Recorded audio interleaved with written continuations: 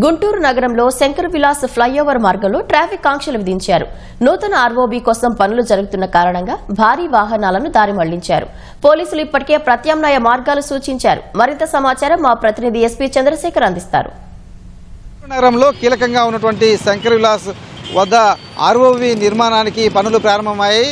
ఈ నిర్మాణ పనులకు ఇబ్బంది లేని విధంగా ట్రాఫిక్ పోలీసులు వాహనాల దారి మళ్లింపు చేపట్టారు. ఇవాళ నుంచి ఈ మార్గంలో ట్రాఫిక్ ఆంక్షలు అమలు చేస్తూ ఉన్నారు. జీజీహెచ్ వద్ద కావచ్చు, అలాగే లార్డ్ సెంటర్ వద్ద కావచ్చు బారికేడ్లు పెట్టి వాహనాలను నియంత్రిస్తున్నారు. దీనికి సంబంధించి పోలీసులు ముందుగానే వాహనదారులకు అలాగే నగరవాసులకు అవగాహన కల్పించేందుకు వీలుగా ప్రత్యామ్నాయ మార్గాలన్నీ కూడా వివరిస్తూ కూడా ఒక నోటు కూడా వాళ్ళు విడుదల చేశారు. ఆ నోటు ప్రకారం గుంటూరు నగర ప్రజలందరూ కూడా సహకరించాలని చెప్పేసి కూడా పోలీసులు విజ్ఞప్తి చేశారు. మొత్తం 98 కోట్ల రూపాయలతో ఈ శంకర్ విలాస్ వద్ద ఆర్ఓబీ నిర్మాణం జరుగుతోంది. దీనికి సంబంధించి ఇప్పటికే శంకుస్థాపన కూడా పూర్తయిపోయింది. జీజీహెచ్ వద్ద అయితే ప్రస్తుతం ఈ నిర్మాణ పనులకు సంబంధించినటువంటి ప్రాథమిక ఏర్పాట్లు జరుగుతున్నాయి. రోడ్డు మధ్యలో ఉన్నటువంటి డివైడర్ను తొలగించి ఇక్కడ పిల్లర్స్ ఏర్పాటు చేసేందుకు వీలుగా నిర్మాణ సంస్థ ఏర్పాటు చేస్తోంది.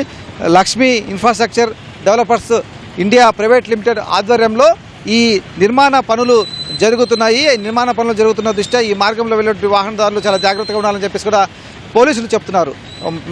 వాహనాలకు సంబంధించి ముందుగానే వాళ్ళు తాము సూచించినటువంటి మార్గాలు వెళ్ళాలని కూడా చెప్తున్నారు. ప్రస్తుతం అయితే ఇవాళ నుంచి అయితే భారీ వాహనాలకైతే ఈ మార్గంలో రాకపోకలను నిషేధించారు. కేవలం ద్విచక్ర వాహనాలు, కార్ల వరకు మాత్రమే, అలాగే ఆటోలు, ఈ 3 రకాల వాహనాలు మాత్రమే ఈ శంకర్ విలాస్ ఫ్లైఓవర్ మీదుగా అనుమతి ఇస్తున్నారు.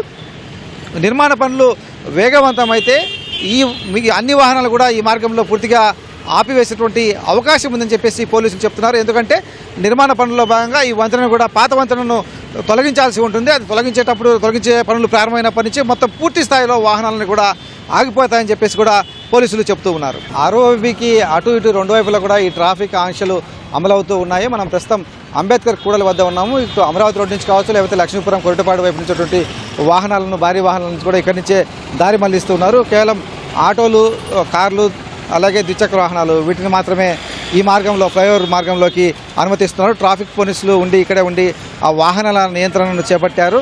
చిన్న వాహనాలు అయితే ఆ నిర్మాణ పనులకు ఇబ్బంది లేకుండా వెళ్ళవచ్చు. భారీ వాహనాలు అయితే ఆ నిర్మాణ పనులకు కూడా ఆటంకం ఏర్పడుతుంది. అలాగే ఏదైనా ప్రమాదాలు జరిగేది కూడా అవకాశం ఏర్పడుతుంది. కాబట్టి పెద్ద వాహనాలను అయితే ఈ మార్గంలోకి అనుమతించలేమని చెప్పేసి పోలీసులు చెప్తున్నారు.